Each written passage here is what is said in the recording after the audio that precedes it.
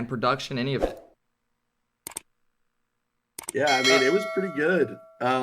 Production, I will always say, I'm the production is always really good when it comes to these lands. Like when they go from the intro of the desk to the casters, hyping it up, everything shuts off, the lights start going, getting the series. It's actually they never really fail. It always gives you the chills getting in, getting you hyped. Uh, I am a little disappointed. I don't know if this is hater energy, but Yeah. the venue did look a little small to me. Like I know it's not that many people, but this kind of reminds me of San Diego where it was like in a dream hack and it's only like 2,000 people, maybe if that. Yeah. And I know it's tough probably with venues and stuff, but I feel like we could definitely do better than that. And like seeing this crowd, the crowd wasn't bad, but like you can only do so much with such a little venue. So I was a little disappointed seeing that. I can't lie. Yeah. Let's, what do you think about it? I mean, I going from no crowd studio gameplay to crowd, obviously crowd here. I think that's always going to be a big jump. And I was happy overall to see some of the stuff they were doing.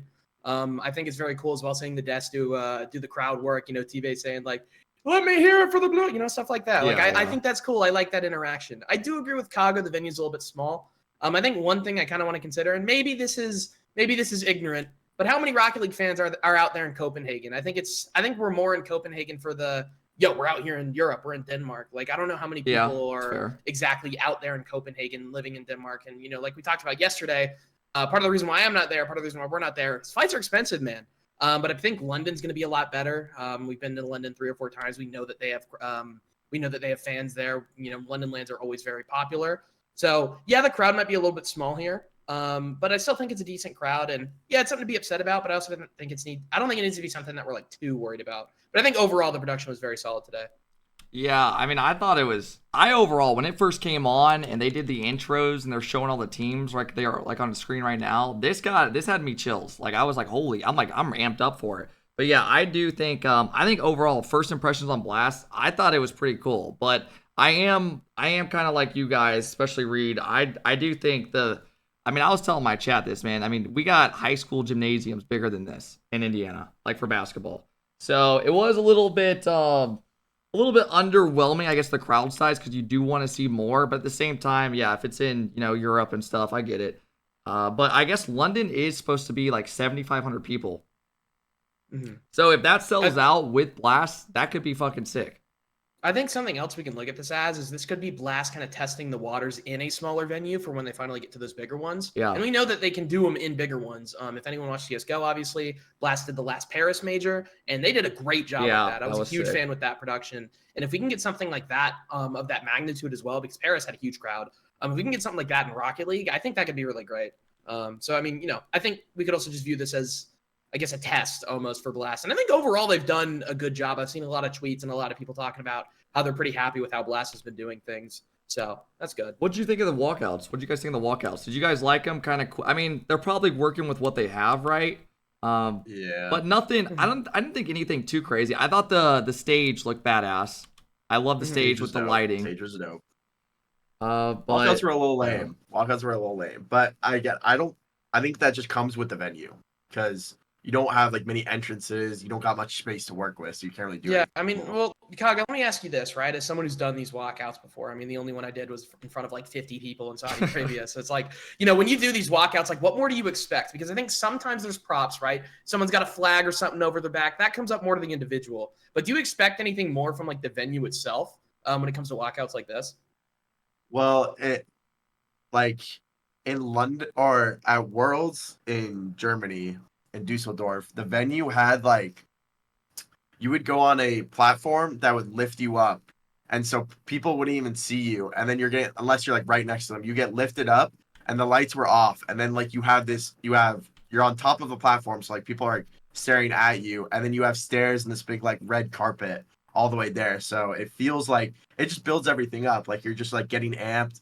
I mean, that is definitely one of those moments like where you feel like you're like the main character for sure. Like those are one of those moments in life. But when like I don't know, just the longer you can do it, or like you put someone on like an escalated height or something, it's just gonna draw more attention, more suspense, like more tension, rather than someone just walking out a side door and just walking 20 feet straight to the thing. That is true. I agree. Yeah. would love to see more like individual props. Like I know everyone can remember like what I think it was CJ in the little mini car like a few lands ago, like way back early in the day. Like I would love to see like What, that's more on the people get more individual, creative, obviously. you're saying? Yeah, I want the players to do something, man. I want them to hype themselves up a little bit with some props. Because I mean, the walkouts we just saw of GentleMates and GenG, like there's walking there. It's know? just I basic, want a little bit more hype. No, I Yeah, get it.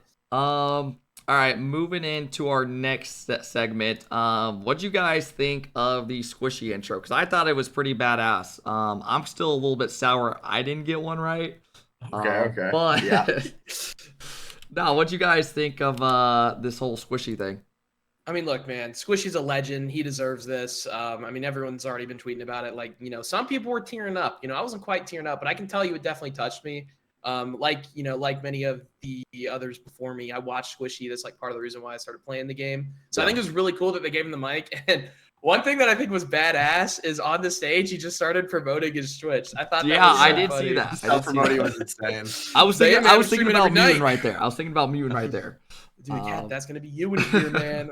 I don't know, but I mean, like overall, man. I mean, everyone loves Squishy. It was really cool to see him on the stage again. I hope he's here to stay around for the long run. He's such a legend in the game, and I really like this. I mean, these segments where they get really personal with an individual, whether it's a retirement or something that happened. Me personally, my favorite ever interview of this style was the JNAPS one that they did a major or two ago.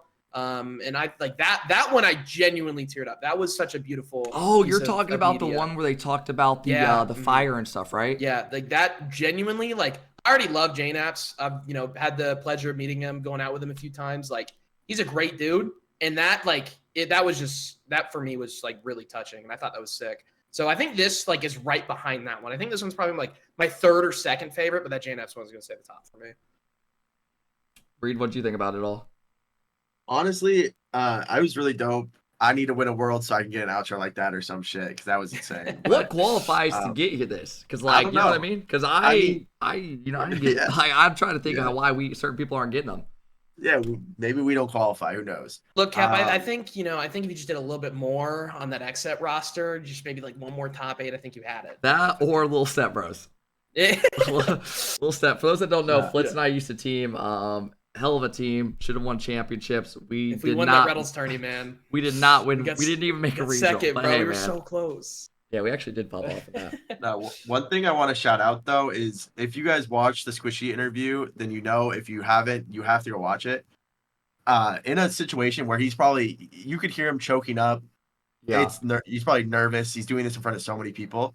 Everything he said was so on point and true. Where it was like, I had to give props to him because, Leaf was asking him some good questions about like becoming a pro, and he said like, you know what, you got to take care of yourself, and all like everything he was saying in anything, like whether it was whatever he was doing was just honestly like exactly spot on, and he was giving really good advice to people, which is like super important, and like it's such a good like representation of I guess he wanted to leave on people before he retired, or I guess officially retired. Yeah, he said something. He was talking about how you have to. You were like you said, you have to take care of yourself, like in and out of the game. Because like, dude, these like you guys know what it's like. You play, damn near every day. It's like some dudes are putting in like 6 to 10 hours every day on a game, and it's like, dude, sitting on your screen that much, then you have a bad sleep schedule. You never go outside. Because like, dude, what I noticed whenever I was like pro, it felt like I never had a balance. It felt like I could never go have dinner with family or any of that. Because it's like scrims were at nighttime. So it felt like I was taken away from the social aspect. And I get what he's saying, because I agree with that. I think you got to like have a balance in life between being a pro. It's the same thing with like having a regular job. You want to have a life away from it, Yeah. I mean, me personally, like as someone who does like college as well, like sometimes, as much as I hate to admit it, RL will kind of cut into my school time. I've never let it completely take over by any means, but I know there's people that have. I think at the end of the day, like you have to realize to be able to separate the two. And I think one thing that Squishy also mentioned was like being able to handle those types of losses, like really intense like losses as well. I remember there's something that he mentioned in there. I think that's also something really important that people don't really consider, because it's not like, it's a grind. Like it's ups and downs, unless you're Zen. But other than that, it's definitely a grind. You have to be able to handle adversity. Yeah, 100%. All right, you fellas ready to jump in today's matches? I think so. I mean, I'm gonna be honest. Today was probably the most peak day of a LAN I have ever watched. I'm talking top to bottom. We had 4 quarterfinals, all top 8 matchups, and I think every single match was literally a fucking banger. Mm-hmm. I think we should start from the order of the stream. Yeah, that GentleMates 100%. GenG if you're down. Yeah, let's do it. Because coming to this series, I mean, I think this is a great way to kick this off. I mean, we have a game 7 thriller here, and I was pretty impressed with what I saw for the most part. Obviously, I predicted GentleMates to win, but I wanted GenG to win. I really did, and I think one player that really stepped it up was apparently Jack. Yep. I thought he had a pretty lackluster, pretty quiet Swiss, but we saw him step up here. We saw him play a lot better. We saw him play a lot more, just a lot more solid in general. Like he was making stuff happen. And it really sucks to see GenG fall short here. But I mean, it was a great series overall. What do you think about it, Kaga? Yeah, honestly, it was kind of funny because Jack tweeted after the series about like he lost a thumbstick or some shit, and he played bad because of it. But I thought it was early in the event, and then he's played bad because of it. But I actually thought it was the opposite. It was kind of weird. Yeah, I thought Jack got better throughout the event and was looking a little bit rough at the start. I thought he played really well in that series. I thought First Killer played well. It wasn't the standout performance I was looking out of like when I predicted him. But honestly, I thought GenG played really well. They stepped it up after kind of like that timeout. But I think they were right there. I honestly think that I hate to call people out, but like I know he's that good, but Chronic was not looking like on what he normally is. And I think with with a Chronic playing at his usual level, and I think you would probably agree with that he wasn't at his maybe usual level, like that they win that series. Because there was a lot of times where, if he like gets better touches or just makes a better play overall, like they score or they put pressure, it affects the game somehow. Mm-hmm. So I think that was honestly could be one of the few difference makers was Chronic's play. But overall, I mean, the series you can't really be mad at. GenG played well. GentleMates they just knew how to close it out when they needed to. Mm-hmm. Yeah. I think the one thing I'll say about Chronic, I'm just going to go for a second. But yeah, the one thing I'm going to say about Chronic is I think he had a slow start, but I think he had a much more solid performance in game 6 and 7. I think overall, though, all players on GenG, they had a few opportunities that they could have put away. And as much as I hate to call him out, I think First Killer could have had a stronger game 7. I would have loved to see a little bit more out of him there. But I mean, overall, one thing I want to ask you guys is how do you feel about First Killer on this roster? Because I feel like almost every event and every LAN we've seen First Killer, he's always at the top of stats. He's always the guy to look at. He's always doing something crazy. And he's still the player he's still First Killer, right? He's still, one of the best in the world. But we're not quite seeing him stand out as much. What do you guys think about that? My personal take is I think First Killer is probably, I feel like every team he's been on, going back from Rogue days with Turn and Taroko, it's like he has to be the main fucking guy every time for them to win. Like he's the guy that's by far the best player on the field. And then it was FaZe Clan with Alu and AJ. Then it was Gyro or whatever. Then they have AJ and Alu, and then they rotate to Sip and Miss later. And I feel like I feel like this team he's on now, it's almost like they're trying to play more as a team and more as a unit rather than, hey, let's feed this guy. You know what I mean? Does that make sense? Yeah, no, I'd agree. Every playing against those teams, it felt like it would rarely happen because it's First Killer's skill. But if he had an off series, it was most likely you're gonna win that series versus Rogue, FaZe, whoever. But this is I think you have to give props. He's definitely trying to play a more team oriented game where it's not reliant on how good he's playing and more if the team executes, we'll execute. It's not like if I execute, then we'll win. So I actually do think that he is trying to, become more of a team player, I guess, per se, and, work with GenG to, just become the best team as a whole, not just one player. No, I totally agree. Especially with not running everything specifically around him. Like you said, if he does have an off day, someone else can pick up for it. And I think because of that, this team actually has a higher ceiling. And I really do wish that they got this win because I'd love to see that GenG K-Corp rematch. And they definitely could have gotten this win. Obviously it went to game 7. They were up 3-2, both 2-1 in game 6 and 7. It was very close. They definitely could have had this one. But Kep, I don't know if you really gave your overall thoughts on the series. So what did you think overall? So for me, it was mates come out. There was a theme of today. It was come out, you win 2 games. The other team calls a timeout, as you see, and then the other team catches a streak. And I thought that's what they did. They were the first team to start out that trend. But I think Jack, I thought Jack played a great. Like, I seriously was already thinking of a tweet in my head being like, dude, this guy just had an MVP type performance. Like, Jack looked incredible. And then I think Chronic kind of played more of a smarter challenge. He was like, it looked like he was playing more like around his team, like smarter challenges, and First was trying to create with AppJack. Because every play that was involved in it felt like it was AppJack and First Killer. Like, what were the stats? It was, yeah, they both had 1.0s and Chronic had 0.7. So he wasn't as involved with the goal participation or the assist, as you can tell, as the other two. But yeah, I think then it comes down to I thought Seiko was having a little mistakes, but that brought them GenG to get 2 dubs. But then I don't know. At the end of the day, I feel like we're just underestimating Mates. I voted against them again, and they have not lost a series this whole tournament. Do you guys think they could legit go on and win it all? See, here's the thing with that, man. Mates are playing great, and we're obviously going to talk about it later, but what we just saw from K-Corp was just beauty, man. I do not think they can take them down. But then again, you said it yourself. I mean, we continue to kind of go against Mates, and they keep proving us wrong. Will they do it against K-Corp? We'll have to wait and see when we do predictions later. Stick around. But love that. I don't know, man. This is their toughest matchup yet. If they can somehow prove us wrong one more time, obviously they'll already be in the grand final. But if they can beat K-Corp, man, they can beat anyone. And I mean, GenG's a good win. Mates should look at that and be like, wow, we just did that. That's a good win. But K-Corp's a different beast, man. What do you think, Kago? I mean, yeah, should we save that for later? Yeah, let's save that for later on the quick chat. But yeah, let's jump into the next one. We got BDS taking on G2. This was the second series of the day. And wow, what a fucking series, fellas. Yeah, I don't know. This was classic G2 versus BDS. I talked about it before. BDS was just looking to, pounce on G2's mistakes, and games 1 and 2 they did that. I'm gonna be real. The timeout buff went insane. Shout out Sathu. Obviously, he was cooking. Beast Mode played probably one of the best series as anyone's played this entire event. He was everywhere defensively, challenging, on the ball, scoring, like whatever you needed. I think Dan was having a really rough series. I do want to call people out because I saw a lot of people, glazing Dan. His shot was ridiculous. The end of that game 6, he stepped up, and I think that's a good sign for tomorrow. He's probably given some confidence, like on stage too. But Dan was not having the greatest of series before that. So I don't want people saying like, Dan's the GOAT, masterclass from Dan.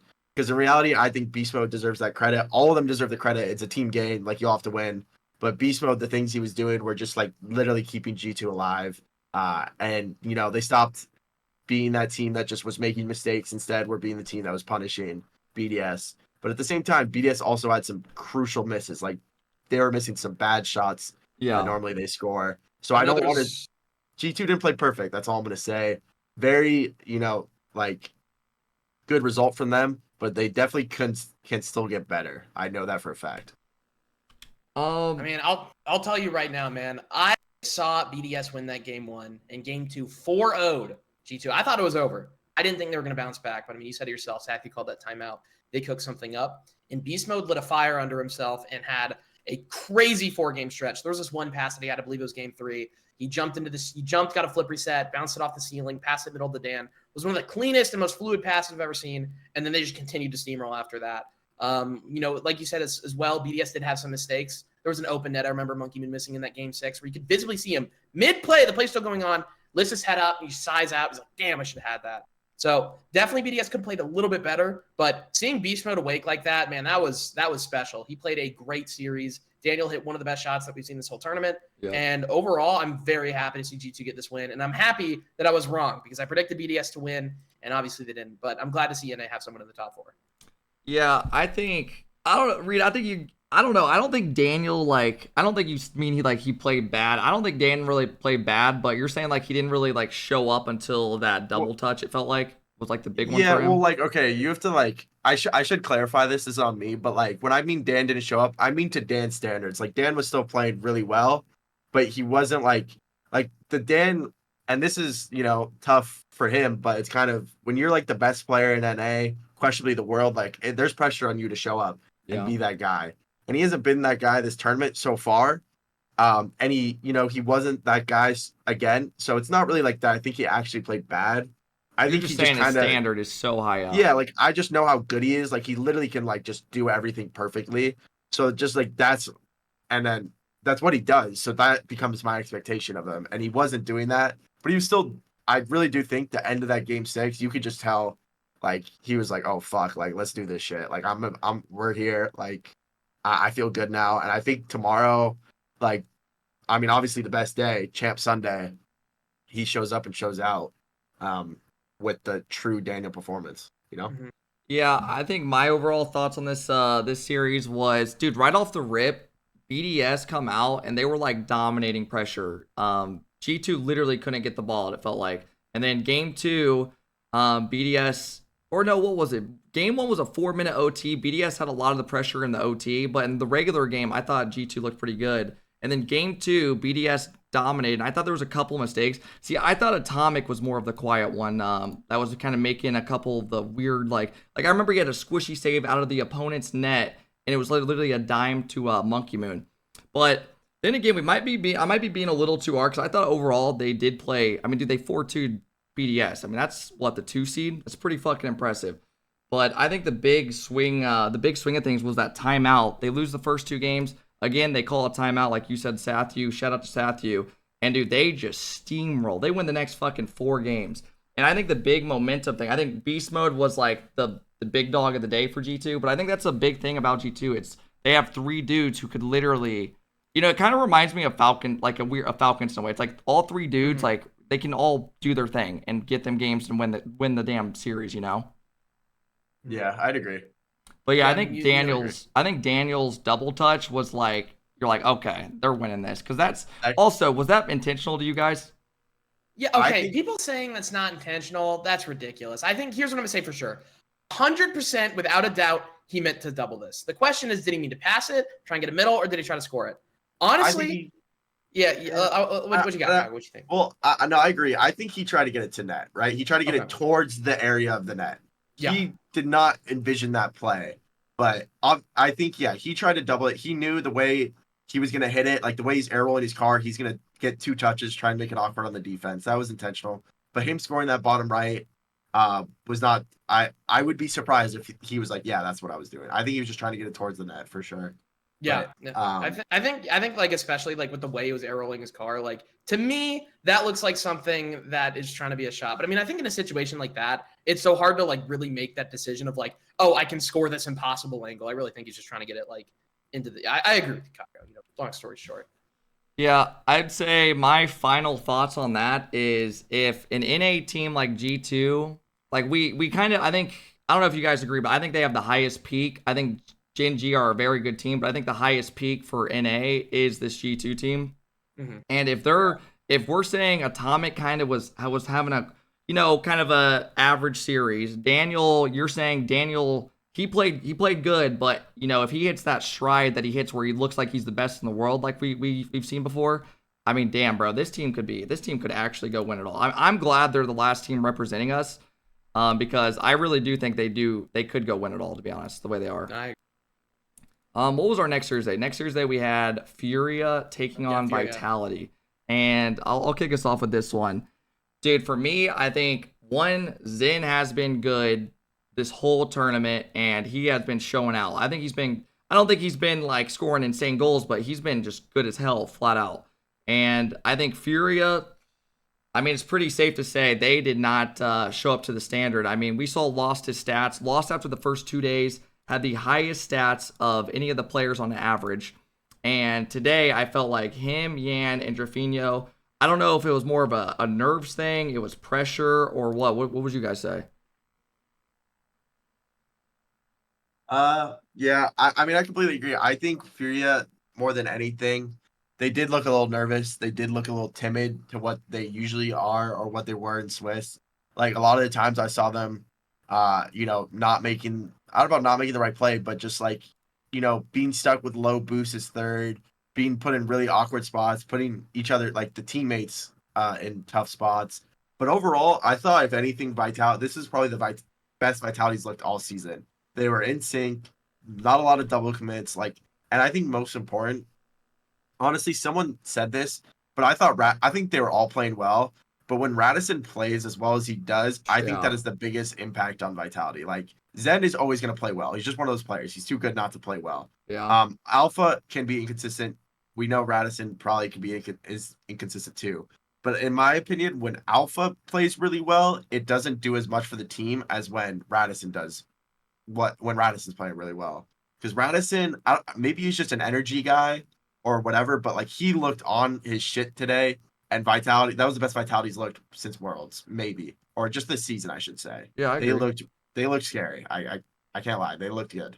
No, I completely agree, man. When like the very first thing I told myself when I saw the series, right? It wasn't that like, oh, we're not seeing the loss that we've been seeing. We're not seeing the Yan we've been seeing. I completely agree with Kago in the sense that Radisson was so impactful today. He's given the title of, oh, he's the glue. He does the dirty work. And that just means that he's the worst, right? That's the sad truth. So when you see someone like that, who everyone kind of sees as like almost the scapegoat of when Vitality does bad, step up and get 2 goals. And I think it was game 3. He got another in game 2, something like that. He really stepped up to the plate and showed him what he was bringing today. And he did a very good job of having that impact on the field and leading them into that 3-0 lead. And obviously Furia got that game 4, but I think it was just so hard to get that momentum against a peaking Vitality to really complete that reverse sweep. I think maybe if they got that game 5, they'd be able to do it. But even after winning that game 4, Vitality were right back on it and completely shut down Furia, and they just didn't get into it in time. Yeah, I don't know, bro. It's hard. Like, we set this weird expectation for Furia when Lost is dropping an average rating of like a 1.4 after 2 days. I mean, dude, it's damn near impossible to keep that up. But he kept it up for 2 days, so it gave us all hope that, damn, bro, this Furia team could go the distance. And then today, it's just, like I was saying, it was like Trifino was not, they all played like average, literally. And Vitality, Radostin played really good. Alpha 54 played, he did his thing. He had a ground double touch that was really nice. And then Zen obviously being Zen. And yeah, I agree, Reed. I think they do look like the best they have since like World. They look like they're finally in form a bit. Mm-hmm. You guys got any other thoughts on that? What are you thinking? To move on? Let's go to the next one. Yeah, we can go to the next one. Series of the day. Series of the day. K-Corp win this in game 7. And oh my God, what a series. They win 4-0. They win the next game. And again, we have the same theme where another team calls the timeout. So Falcons call a timeout, and then they win 3 straight. And you're thinking, whoa, are they actually about to knock out the 1 seed KC? And then we get an insane overtime where Atto hits a great pinch. I'll pull it up. And then in Champions Field, game 7, which is what a game, what a series. Mm-hmm. Yeah, I mean, I think a lot of times when people see a really intense game 7 like this, a lot of people say like, oh my God, this is the best series I've ever seen. But I think truthfully, this is one of the best, most mechanically sound, most truly, this was just perfect. Oh, not perfect, but almost perfect Rocket League, right? Like this was the pinnacle of what we've seen so far, in my opinion, both on K-Corp and Falcons. The only thing that would have made it better was a game 7 OT. But seeing K-Corp go up 2-0 and then Falcons bringing it back after that timeout and just overall great performances from everyone. Most of the goals, if not all, weren't mistakes or bad touches. It was great plays like this. Like that Ital pinch right there that you just showed. Like that is pretty much unsavable. You put it in a perfect spot. Like that's just, to me, it just felt like really, really almost perfect Rocket League. It's what do you think about this, Gago? Yeah, I'm gonna be real again. I think Falcons, I mean, that is series of the year for sure.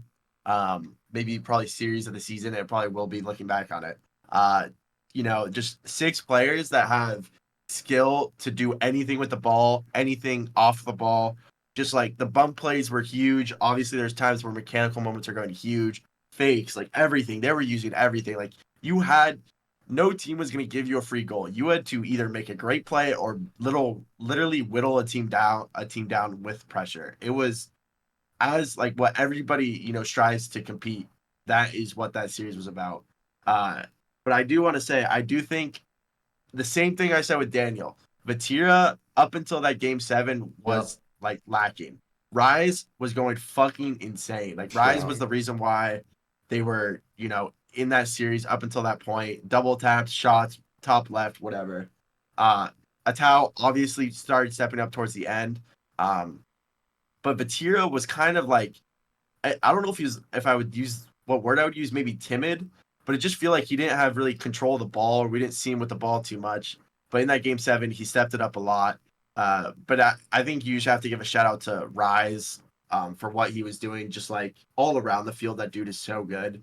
It seems like he's probably just the best dude to play with of all time, is what the vibe I get from players.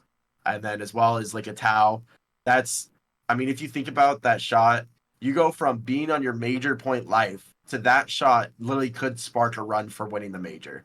Like OT tournament life hits one of the most ridiculous shots you can pull off in OT under all that pressure, and then turns it into a game 7 win. The fucking momentum's insane they have going in tomorrow.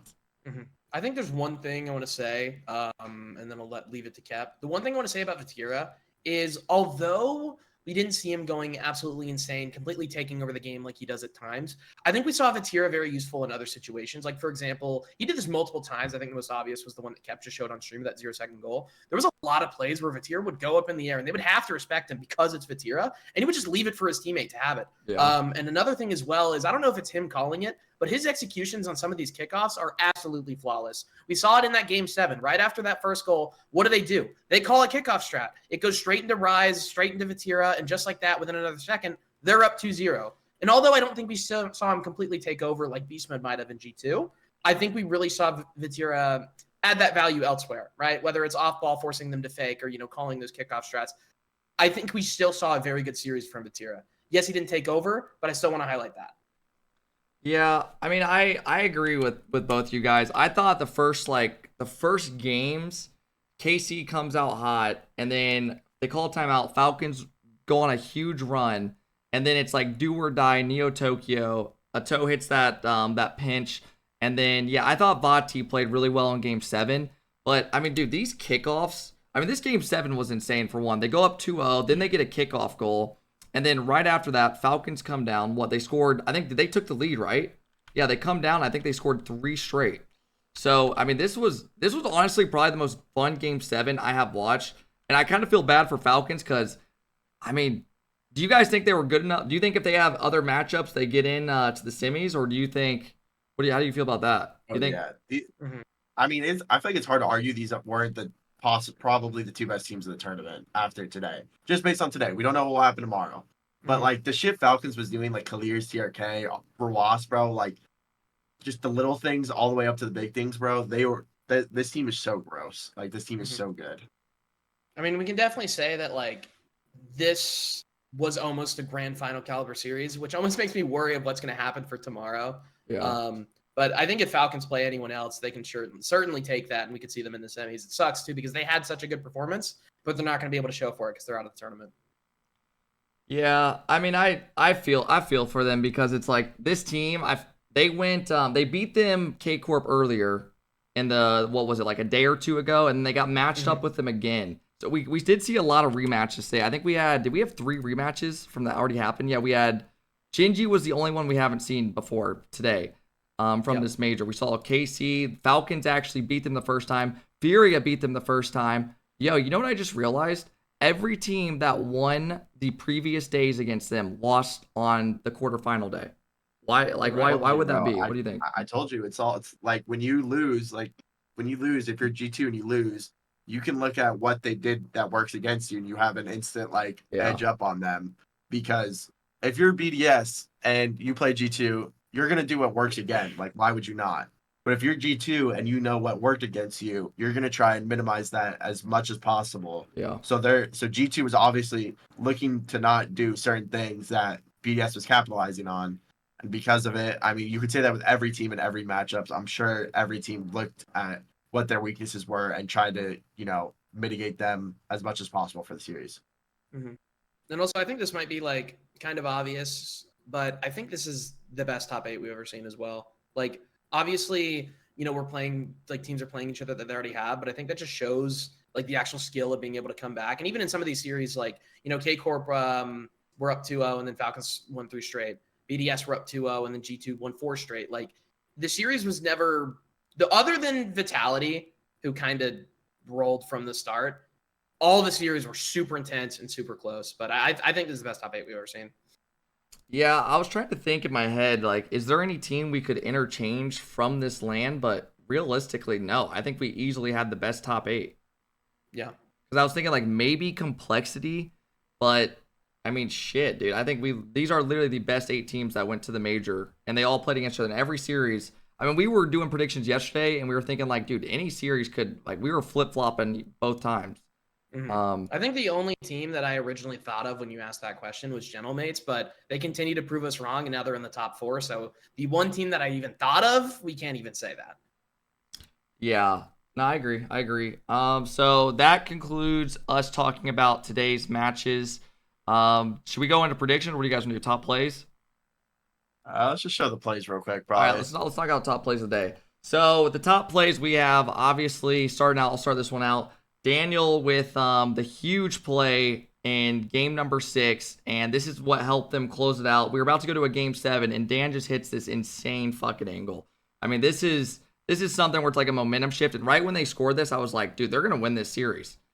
Or what do you even say if you're BDS there? Like, what do you say if you're drawing? Like, bro, like, what the fuck am I supposed to do about that? Like, I've never seen that. That's what's crazy about the shot. Like, there is a goalie, there is someone in net, but there's no like. You can't expect him to expect a shot. I don't even like, the argument is if Dan even expected this to be a shot. Like, you can see his reaction when he hits this. Yeah, I want to know what he's thinking too. I don't think. Look at his reaction right when he scores. Look, Dan, I don't know. I don't feel like Dan makes that face unless he's like, holy shit, that went in. Like, that's a good point. Like, he knows what he's capable of and like what he's gonna do. So like when he's shocked like that, I think it means he's like, wow, what the fuck did I just do? Mm-hmm. I agree, and I think especially to be able to do this on land as well. Like I know a lot of people keep talking about like I tweeted out like this might be one of the best angles we've ever seen on RLCS, and someone said like the a lot shot, and yeah, that was a crazy redirect. But I mean, this is on land, man. This is to tie it up to stop that game 7, man. I don't know. For me, this is my favorite tight angle that I've seen. I think.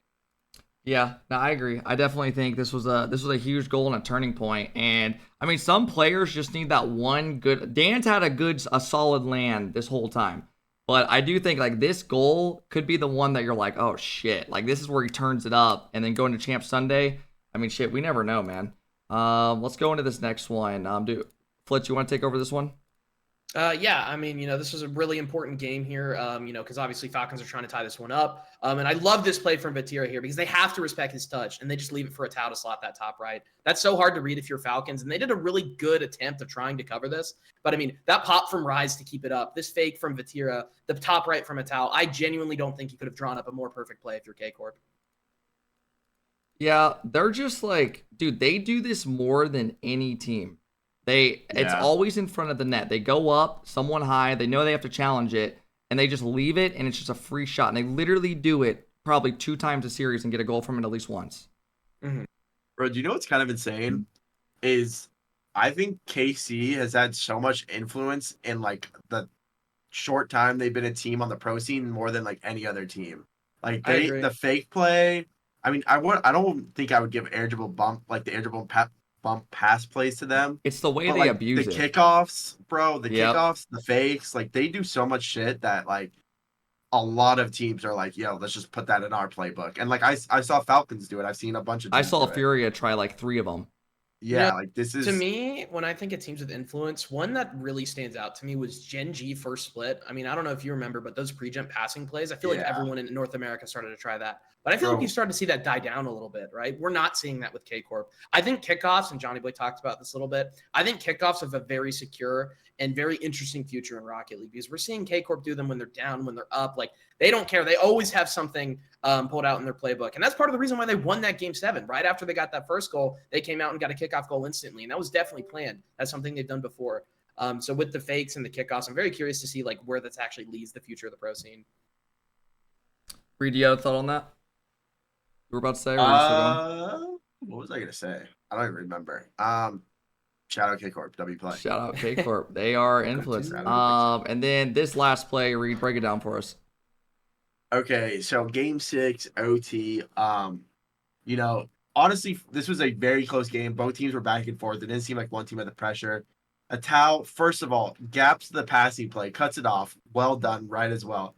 But to have the game sense and the confidence to turn his car around, smack that shit into the roof off his stomach, line up the pinch, aiming for the right side of the net because he sees Roas on the left wall, and then to execute, bro. This is just like pure skill diff. This is just like class, nothing much.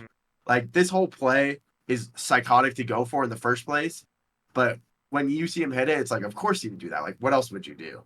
But that's just because like how good a Tao is and like how smart that play is of him. Like that's just unreal to do that in this scenario. Like that's again, like the implications besides just a cool goal are way more than, you know, just scoring a cool goal. It could be what literally like changes momentum for them to win the major. Mm-hmm. Or when they look back at like that goal.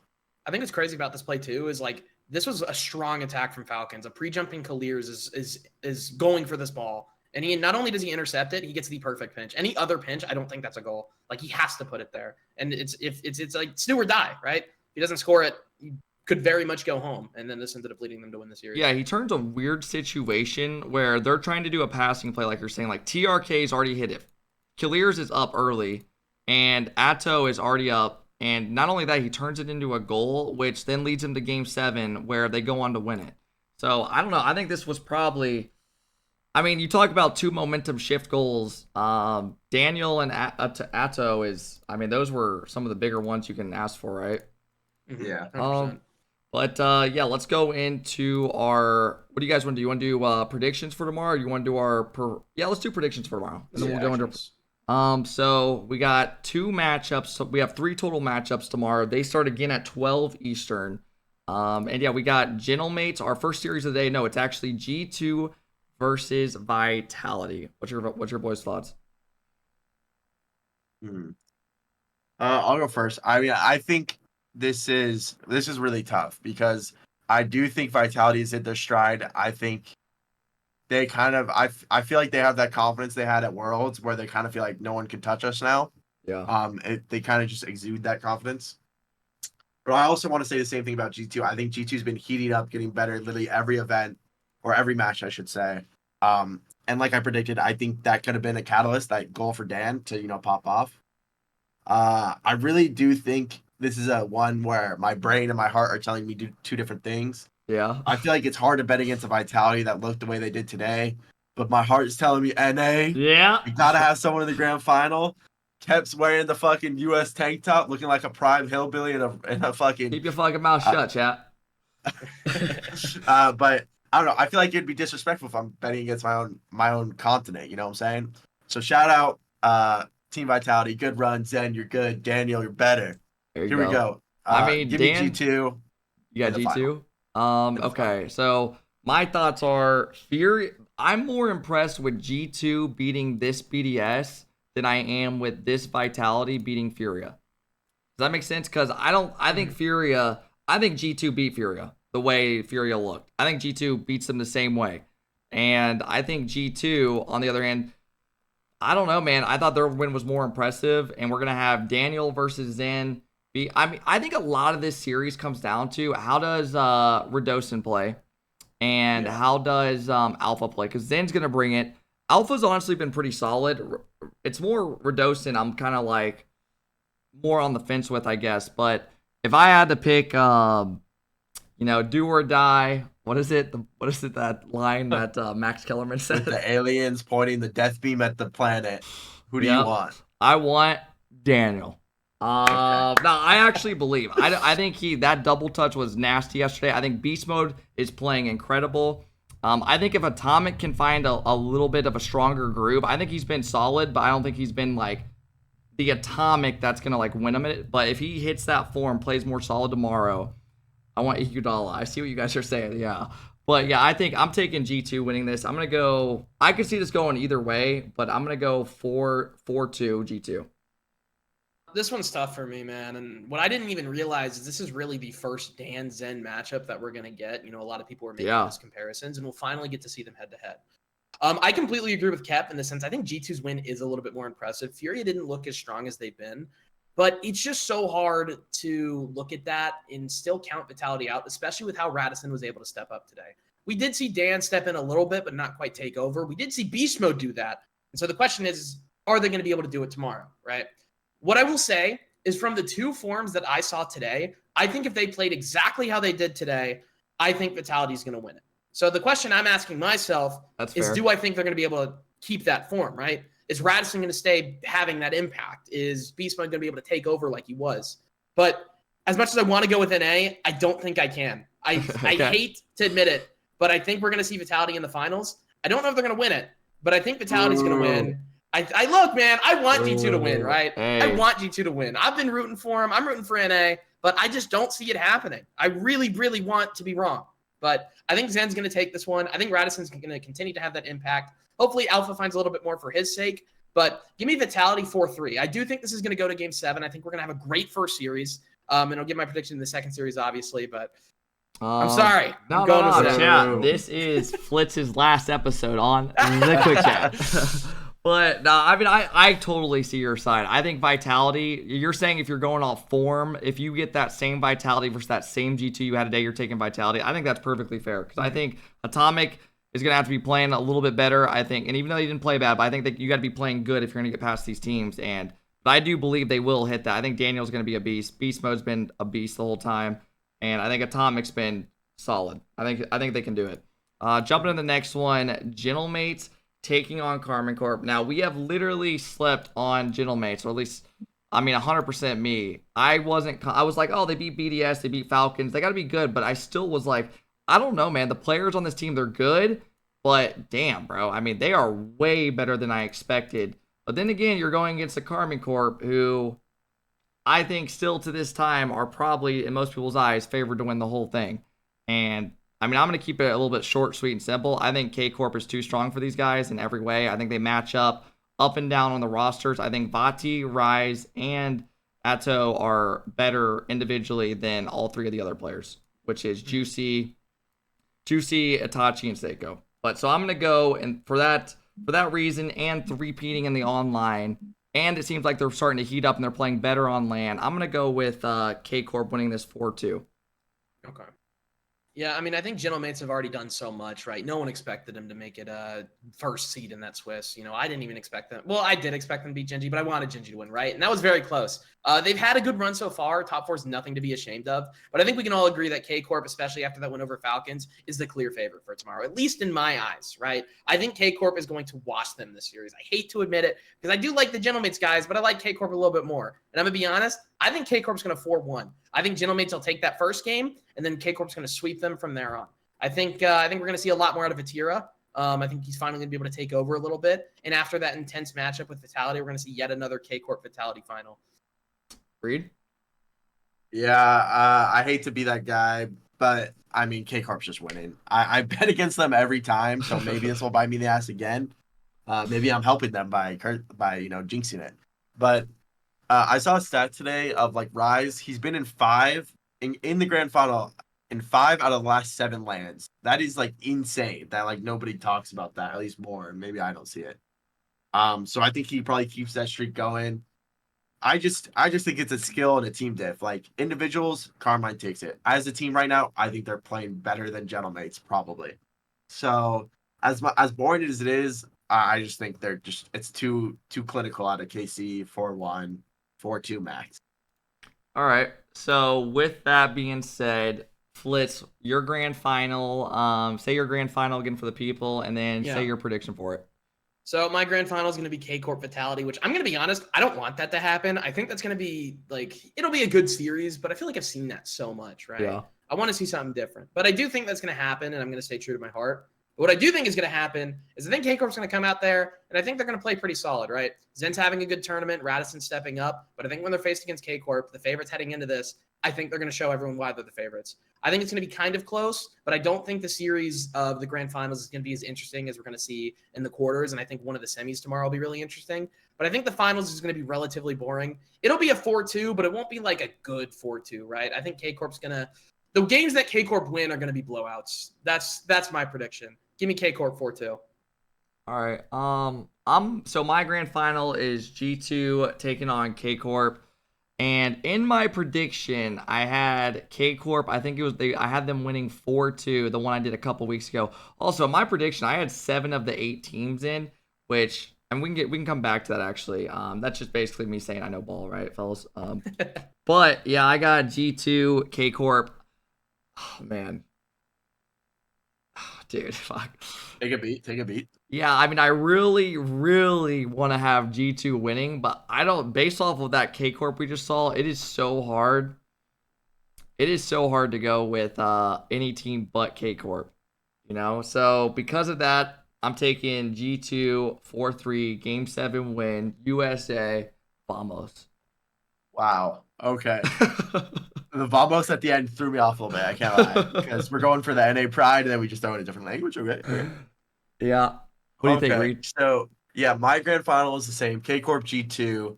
And I've been an NA guy this event. I've been predicting the fellas. I predicted GenG. I predicted G2. But I'm gonna be real, bro. I predicted Karmine at the start of this. I think I had G2 in my top 4, so that's pretty decent. I don't think I had them in the grand finals against each other, but yeah, I think Karmine winning that series versus maybe again one of the best teams in the event, Falcons. It just proves their their class, their composure. They'll already have a series under their belt, and their Vatira and Rise are just so built for this. And Atao has been due a major win. I guess you could say the same with Daniel in Beast Mode. I think it could be one of the best series of all time. It has the potential with all the individuals in it.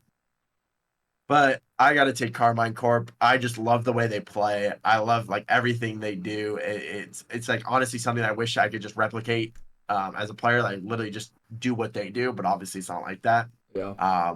But yeah, give me Karmine 4-3 Game 7. Yeah, and Vatira and Rise first tournament back together. They hold a trophy. Yeah, I mean, I think it's fair to say K Corp is definitely probably the favorite to most people. But yeah, so I'm gonna ask you guys a question. With the 4 teams we have left, who is the most important player?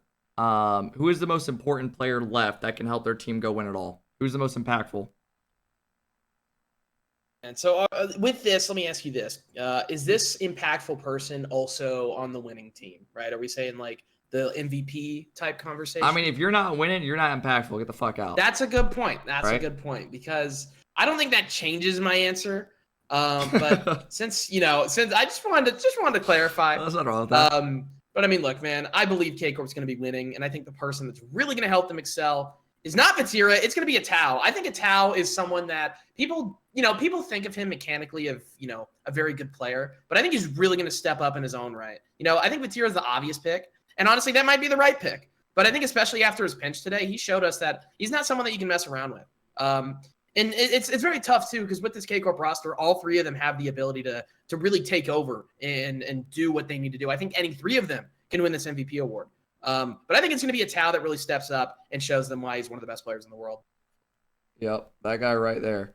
I'm gonna go. My guy, I'm gonna go with Daniel. I think Daniel is kind of a more boring answer, but I actually realistically do think he is the most important player for great production. Sorry, fellas. Welcome to the quick chat. But I'm gonna go with Dan. I think Dan is the most impactful. I think if Daniel plays to the level he's played good this whole tournament, but I think if he plays like he is the best player on the field and shows that each series, I think they realistically can go win it all. So I think Daniel's the most important key to that team. Okay. We're guessing MVPs, who we think is going to get MVP after tomorrow? Pretty much who's your guy that's going the whole way? Yeah, MVP. Who's my guy? Who's your guy carrying the fucking weights? Well, we're going, if we're going MVP, that's the entire event, right? Because, I picked Karmine, and let's be real, they give it to the guy. No one's had a standout performance enough to where they clearly win MVP, even though they didn't win the tournament. Yeah. So since I have Karmine, I'm going to take Rise. I think what Rise did yesterday was or what will be yesterday will be huge. And obviously, I've never really seen him play bad. So he's going to slot goals. He's going to do whatever he needs to do to help the team win. And he's kind of their X factor. So give me Rise. Yeah, Rise was easily the best player of the day. Would you guys agree? Easily, in my opinion. Player of the day? Yeah, Jack played good. Him or Beast Mode, probably. Yeah, I don't say easily, but I do agree that he's the best player. Yeah, Beast Mode played good. Sure. You could flip 1 and 2. Yeah. So, I think that kind of closes out our thoughts on today and stuff. Do you guys, chat, what do you guys think if we pull some people in Discord and you guys ask a couple questions? We just do this for 15 minutes. Is that a bad shout, or would you guys rather ask questions in the chat? Where you can come in, call, and ask us a question. Because we're trying to, like, experiment, like, what would be good. So, yeah, man. I mean, what do you guys... I mean, there's some people joining. There's already people in there. Above us. We got people already in here. Am I able to drag? I can even drag people. Heads up. Grenade. So if you guys want to join the Discord, exclamation Discord, we'll answer questions for about 15 minutes, and then we'll sign out, man. We'll see what you guys, if you guys have any thoughts on today or any of it, and then we can kind of go. I think Boogie's been here the longest. Let's drag Boogie in first. Boogie. What up, Bugs? Boogie? Yo, hello, can you hear me? Yeah, Yes, we got you. How's it going? Good. How are you? Good. So I got a question kind of for Chicago mostly. As someone who's played, internationally at LANs and at a high level, obviously, do you actually feel once you get back to NA that your team has improved, having just played against world-class teams, both in scrims and on stage, obviously? And I ask that because I'm curious if you guys think GenG and G2 come back for next split and just show an even larger gap between themselves and the rest of NA. And if maybe Luminosity can even open up a gap between teams like M80, Dignitas, TSM. That's a good question. So my answer for that is you definitely get better playing different competition than you normally would, playing whether it's MENA, EU, whatever. You definitely get better while you're over there. But to really see a difference, I don't think I've ever come back from a LAN and scrimmed and been like, "Whoa, we're just so much better than everybody now." Because it really does, to see improvement with a team, and you're gonna have to play that high level competition all the time. So only getting 2 weeks of it doesn't really, excel you to that next level. But obviously, if you were able to play those teams 24/7, yeah, you'd be able to get better. But I don't really think we're gonna see G2 and GenG kind of just become untouchable because they're playing these EU teams and Falcons like that. They'll still be very good, but everyone's already catching up. So it's just going to be, maybe that little bit harder because they had a head start playing the international competition and the best quality matches available. Boogie, does that answer your question? Because I can't answer that shit. Oh, sorry about that. It was more of a No, question. I mean, I feel like you kind of came in here through a jab. I mean, you know what I mean? No international experience, Cap? Really? Come on, bro. No, unfortunately, I have not made a fucking LAN. I had the honor of getting swept by Zen once, so. I mean, is that an honor? What the fuck? Yeah, I mean, we only lost by 4 goals or something. I don't know. It was great. Hey, Boogie, I appreciate you coming in, dropping a question, bro. Yeah, man. Thanks, guys. Appreciate you being a part of it. Thank you, man. Yep, all right, next guy. Let's bring big homie Buzzo in. Yeah. Big homie, what up? Oh shoot! Hey, what's up, guys? Okay. Not bad. How you doing? How you doing? No complaints. So I guess this question's kind of for everybody. Okay. I saw Tox's tweet about EU roster mania, and then I was tuning into the Asphira stream with Diz and Arsenal, and they were talking about FK possibly making some changes with GenG. And I know you guys can't really touch on specifics or anything, but as fans, is there anything should we look up to some big shakeups? Regarding EU, NA? Ooh, who wants to be the one? Is it gonna be me? Go for it. I'm gonna. Should I leak something crazy? Just not do names, it. Fuck it. Fuck it. There will be an international transfer. Okay. That is what I'll say. That is what I'll Yeah. say. Fuck it, man. We have fun on the quick chat. Right? I like the quick chat. Zen is joining G2. Welcome to the quick chat. Nice. I assume that. No, but on a real note, there's always roster changes. But are you saying do you think a team like GenG should make a change? Is that what you're asking for its Arsenal first not killer? should, just the likelihood that they will, I guess. Oh, I mean, I think they lost in game what? What they lose in game 7? Yeah, I don't think. Yeah. I think if you lose in Swiss early and they got I don't know, shit, bro, 12, they might you might start thinking oh, what the fuck just happened? But I don't even know if they would make a change because every team first killer's been on, they've made a bunch of changes. And I don't know if you can get away with constantly keep making changes. Does that make sense? Yeah. Yeah, for sure. I think one thing as well for roster moves, like we talked about this a little bit yesterday, but especially if you're a team of the caliber of GenG, if you kick any one of those players, there's a very few select players that can fill one of those roles. So you kind of have to have someone targeted beforehand, and I don't really think they do. So I don't even think they'd kick someone anyways. But even if they did, I don't think they'd have anyone to get. I mean, I think I know there's someone they could get. It's like we don't gotta keep the elephant in the room. There's like one player in NA that if GenG makes a move, we know who's joining. What are you talking about? But let's just say, is that what you wanted? Is that what you wanted, big homie? Fuck out of here. This isn't what I wanted. It's a family. Bro came in to start fucking drama on the quick chat. LJ's going to incorrect. Come on. Yeah, he's going to Flits. Hey, big homie, I appreciate you coming in, man. Thanks for watching. Awesome. Thank you, guys. Have a nice night. Have a good one, boss. You too, bro. Who we think we pull in next? Big homie, you still in here? Okay, I'm about to say, get the fuck out of here, big homie. I think we let Flits choose. Flits, go for it. Go for it. Everyone's muted except for Evade or Green, so that means they're ready to talk. Let's get Evade in here because he has a profile pic, and it's you. It's you, Kep. You're the profile. Yeah, get Evade in here, man. I don't. The profile pic is you with an American flag. Let's do somebody else. Let's do somebody else. No, we got to do him, man. What's up, Evade? How's it Yo, going, what's bro? up, Evade? Welcome. Yo, welcome to. Before you ask your question, can we get a backstory on the Kep profile picture? Honestly, it's just like the greatest profile pic. I mean, that's the one guy that can save America. I agree. I mean, yeah, no, it's like it's from the video where Zen has no opponents left. Yeah, I know what you're talking about. So what's your question, boss? I basically wanted to know what are the big moves this season for, like, the other teams. Like, what do you think will be the big move for like any of the top 8 teams in NA? Oh, so you're asking, do we think there'll be a move in like top 8? I mean, we've already seen rumors of what? Dignitas. There was a rumor they're picking up Stizzy. Yeah. Do I think any of the teams that made land will make a change? I mean, LG, no. GenG, no. G2 could make a change, yeah. Get Daniel out, beast mode. I think the only like possible team I think would be OG, but I don't know, man. That's such a It's hard because, you know, even though they didn't have a great major, they still made the major, and they went from not making a regional and getting 2 top 4s. Like that's a good result. So I think if there was going to be any team from NA, at least it would be that one. But I personally don't think they're going to make a move. And how do you think about NRG doing if they actually pick up Aqua?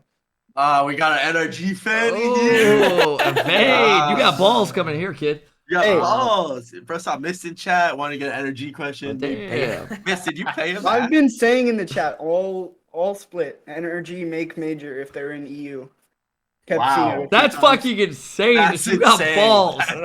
Dude, you are fucking crazy. I love that. I don't know if Kep wants you as his profile picture anymore. No, I like that. He's seen it. I don't know. That's a fucking insane take, so I'll really back in on that one. But how would they do if they pick up Aqua? I mean, I think they're going to give themselves a good chance at every top 8, like minimum. If not, then I don't know. That's kind of scary. But I don't think they're going to do as bad as they did with Trees, or I think they need a legit third, and once they grind with a legit third, not interchanging, it'll be a different vibe. So I think they would be a lot better. Yeah. All right, and what do you think? Damn, how many we fucking got? Go ahead. One more thing. I've known him for a while. He's actually on my RocketLeague team. You know him very well, Kep. It's Mango Goman. Fuck no. Get the fuck out of here, bro. Get the fuck out of here. That kid's a fucking freak. His profile pic on Twitter shit is literally my neck, and the banner is like that photo edited. Yeah, that's insane. Let's bring in Green. He's been here for a while. Guys, we're not going to be able to get everybody, by the way. We're going to try to close it up shop in probably like 10 minutes tops, okay, guys? Like 15. These are fun. Hey, what up, bro? Welcome. How's it going, Green? So, I have 2 really quick questions. Okay. There you go. So, about Nupo and Joyo, do you guys think they should find better teams? Ooh, that's a good question. I like that. It's a really good question. So I feel like they could both be S-tier pro players. See, the thing is, finding a better team isn't like as simple as like poof, you're on a better team.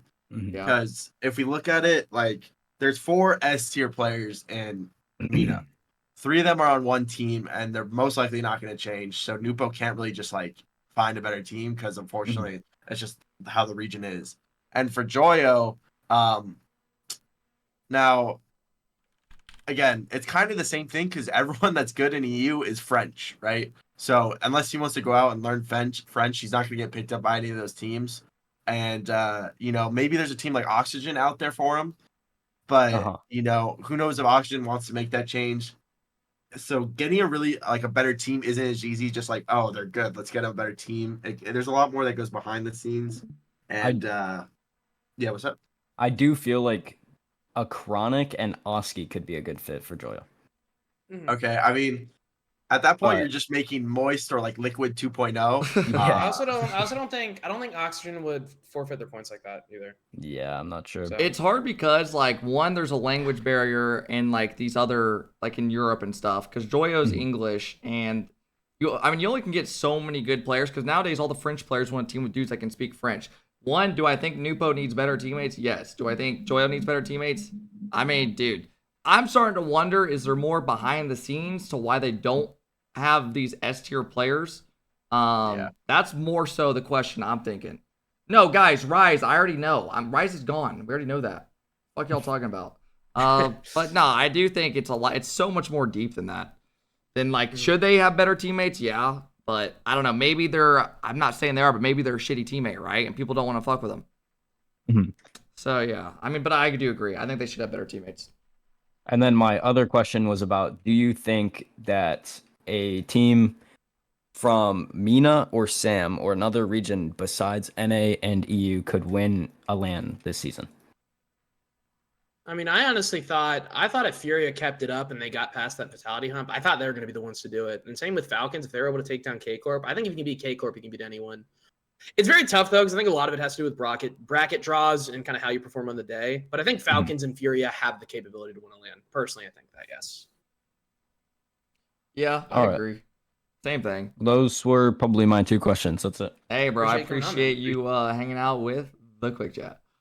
Yeah, thanks. Yeah, no worries, man. All right, Reed, you got the next. Pulling up. Give me Orcus, because I don't even know what the fuck that name is. Oh, I have perms. I didn't even know that. Yeah. Oh, you want me to pull them in? No, pull them in. Do your thing. I don't have perms. You don't have perms? I'll pull them in. We can't drag. Give us drag perms. Yo, Orcus. Welcome to the Quick Chat. I personally chose you, so do not let me down. Okay. Okay. First of all, the name. If you want to know that, like my favorite animal is the orca, or the killer whale. Orca is just the German name, and Orcus is just a Latin word, which basically is the origin of the name for the animal, and it means something like champion of death and god of the underworld, and I thought that was really cool. So it goes deeper. I just took it. So main character vibes, got it. All right, what's the question, Orcus? I just really like the animal. But my question is basically two. The first, I saw that G2 is somehow a German, but also a North American operation, and I just don't know which one it is, if it's German or NA. All right, this one's Chicago. Well, they're a company that's just based. Their operations are based in Berlin, right? So I don't know if you want to qualify that. Hey, Chad, be nice. Shut your fucking mouth. But they have teams from everywhere. Like they have a Call of Duty team. They have, a CS:GO team where they have players from like all over the world. So if you want to choose, I think it's literally just up to you. If you want to choose to be a fan of them because they're based in Germany, then go for it. If you think they're traitors because they're hiring non-German players, then go for it too. I think it's just where they're based out of, but they are NA players. So if that doesn't, you don't enjoy that, then I guess you can root for somebody else. Perfect. And the other question is, do you think that G2 actually has a chance of winning the LAN and also maybe the Worlds? Yes and yes. Welcome to the Quick Chat. There you go. Thank you. Oh, he's out. That's it. No, I disconnected him. No, I love that. Get him out. No, because Kev, you're taking too long. We gotta be more efficient. All right. We got one more on us. One more. All right, Kev, okay. You got the last guy. Bro, it's got to be Dirt. Actually, I don't know. He's another cat profile pick. Oh fuck. Yeah, last guy. Who's he got? You pick. No Dude, he's got the same shit. His thing is I'm king. All right, fuck it. This guy's gonna be a fucking freak. Hey, Dirty, what up, playa? So, How we doing? What the fuck's up with the profile pic? My question is, Okay. Okay. Let it rip. Yeah, that's right. do you think Vitality are at the World Championship level? If not, what do you think could get them back to that level? Okay. I mean, I think we started to see that again today. Like, we talked earlier about how Radisson was really stepping up. I think that's a very big portion to their success, right? I think him being able to add value both on and off the ball, and we saw that today. So I think if they can keep that up, that's a big portion of what'll kind of contribute to their success. Yeah, to me, it's all three of them. Zen's gonna play good, but I think if Rado keeps playing the way he did, like we were saying, in Alpha, because when they ended and won like 6 straight events, whatever it was, 5, I mean, they were fucking nuts. So they were all 3 playing really good. I gotta I can't even look in Discord general chat. Go ahead, take it over, Reed. Yeah, I don't think they're in Worlds form, but I think they're getting closer to it. The Worlds form was like one of the most elite teams like the game has ever seen, and it's just hard to recreate that. They're still good, they're still like quality, but if like being real, they're not in their Worlds form now. But yeah, so could they get there? Yes. But yeah, I don't know, man. Hello? Yeah, that's it. Fuck you want, Dirty? All What the right. fuck you want? You need something else? No. I appreciate you for hanging out, brother. He just deafened up. He's out. He doesn't- Welcome he's to. a All bummer. right, Kev, I'm hit the actually VC done. Chat, No, and it hides I'm the chat. what? No, I'm done. Like looking. hit. You see above your name, hit like the AlphaKep VC channel, and then it hides text. So then like for the future. Wait, where at? Let me pull back. I'll do it after stream. Right. Welcome to the quick Just quick where chat. the AlphaKep is, like above Yeah. our Yeah. names. Click that. on the left side, Cap. There you go. Nope. Oh, fuck. Okay. That's a. We're good. No, just just like hit- that. hit Boom. the- Okay, hit sure, the- sure. Why is sure. Dirty still in here? I got him. Fuck it. All We'll right, come is that- back to it. Right now, we are on the quick chat. Hey, folks. I think that is going to sum up this episode of the quick chat. Honestly, dude, tonight went pretty fucking smooth. I fucked with. Hey, if you guys joined Discord or any of that, I appreciate it. Clear! Juicy with the stem! Ah! Ah!